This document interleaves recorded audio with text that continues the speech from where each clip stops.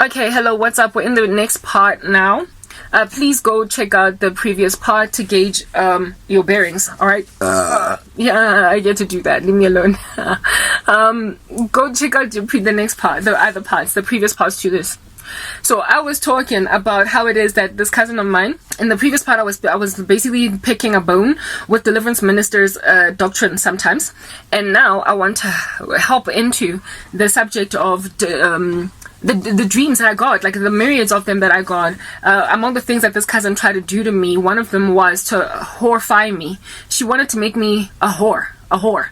She wanted to make me sleep around. I've had dreams where she's forcing also a pregnancy down my throat. She, of course, decimated my career, came against my degree. She came against my family and all these things. But yeah, among the things were to convert me into a whore. Why would this cousin who I gave the name Renelwe, why would she want me to become a whore all of a sudden overnight? It is because the occult made her a whore. I told you guys that these very hard knock, haughty, lofty, satanic rituals that cause a person to become an executive overnight. And aside any job that makes sense. A lot of them involve not only blood sacrifices but sexual encounters, orgies, and things like these. They get involved in sexual activity. Well, God showed me that the man that would ultimately, because she wanted like some prolific career, right? The man that would ultimately be her boss, right? That would give her this job that came out of nowhere,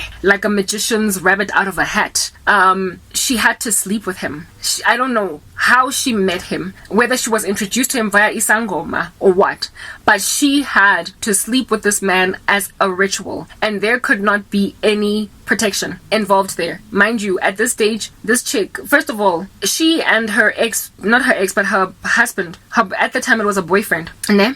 They there were odds. This guy was tired, nachatet again, because she was to this girl. I told you she just was not trustworthy. All right, that was her history, and he didn't want to stick around. But she had already had a child for him, and she did not want to be a single mom and struggling to find love again because of Tabornana. And then she used to claim it was only because she knew this guy didn't want to marry her. He was fed up with her, but he didn't know how to get out. Next thing, this dude, who she claimed she could not care less to marry, who also in and of himself was like, Mina ngifuna ukuchata. Next thing, they got married. God showed me hore umujisitse. This girl not only got into the occult, but she used it to get everything. She made her boyfriend propose marriage and ultimately marry her. They then went on to have a second child.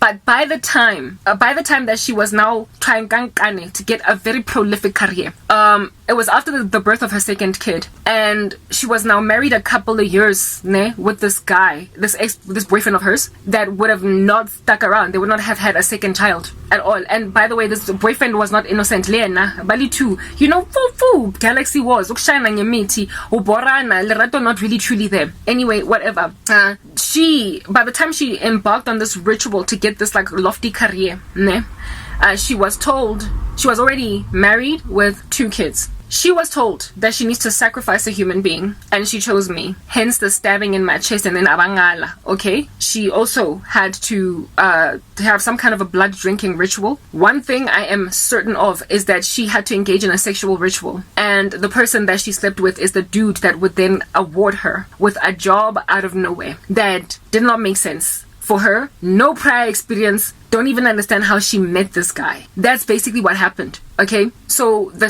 human sacrifice ritual failed, but the sexual one didn't. And the human sacrifice ritual failed with me. I don't know if there's other people that she dropped the blood off, but it is likely true that she did. Okay, but I can confirm that she definitely failed with me. There was then a sex ritual, and this sex ritual was unprotected. And this sex ritual was with a married man. God made it clear that the man that she slept with to get this promotion, it was not just a regular, what do you call this? Like, sleeping your way to the top, like, the executive of marketing, and you really want to become a general manager or a segment manager, and then you flirt with a guy, stroke his shoulder, wink at him, and then one day in bed you talk about that promotion and how it is that you're just going to slip your CV into HR and he will miraculously gaze upon it with favor. I'm not speaking about that kind of sleeping your way to the top that does not involve any witchcraft.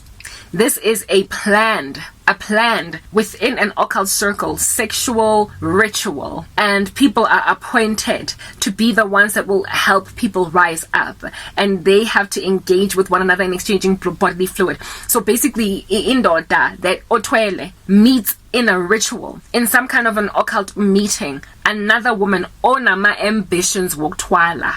Onama ambitions woktwala. Do you understand? So she was like a new recruit, sort of like a virgin in this dark, ominous environment. And she met this man who was in a position to give her a job out of nowhere in this organization.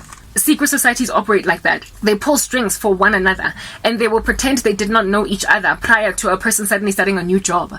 Gante bakopaniko some dark place in some dark kingdom one time, and in this right side up world, they will act as if though she just submitted her CV and I liked her and I interviewed her and she got the job. She met this guy in the kingdom of darkness. Is that basic?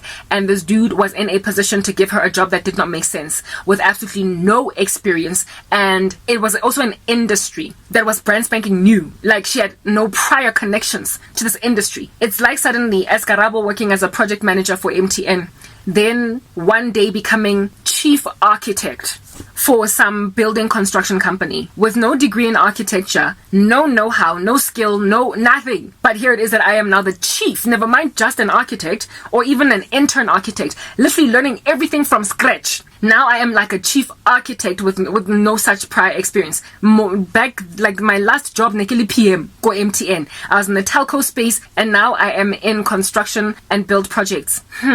I don't even know what a brick looks like. All I can do is ones and zeros. All I can do is a project plan. But here it is that I'm the chief architect. I can't even draw, but I'm the chief architect. That's literally what happened with this cousin. She got a job like that with no prior experience, no industry know-how or connections. Within the space that she was in, there was no way that she could have ever met a person that would have that kind of knowledge. Exactly like the example that I made with my job as a project manager and an architect. It's like, when does a project manager in IT just have a run-in with a dude in build projects or sebeletsang the government in construction? When at what point? Like, stakeholder meetings, what kind of environment do you have to be in to brush shoulders professionally and have a professional conversation with a person like this when you are in such a far removed, distant industry altogether? These people met in the kingdom of darkness, and this dude Megatwele, and he'd been in the game for a minute. And this cousin of mine was introduced into the space by consulting one particular witch doctor, and this witch doctor initiated her into this, given her desperation, and she raised the money that was required in order for this ritual to be done. I don't know how she raised it, but frankly, I think it was a personal loan, because she did not have enough money to do that. I keep her 50,000 corner, and then she found herself in some strange environment, and this is the space where she was seared sufficiently enough in her conscience to agree to sacrifice me. She had yet to shed blood. This is the snake that I was talking about. The snakes that I was talking about, warning her she needs to kill them. This is when the snakes got big. This is when the snake became an anaconda. This is when they became multiple anacondas. She was put through some satanic ritual that took her conscience away. Let's move to the next part.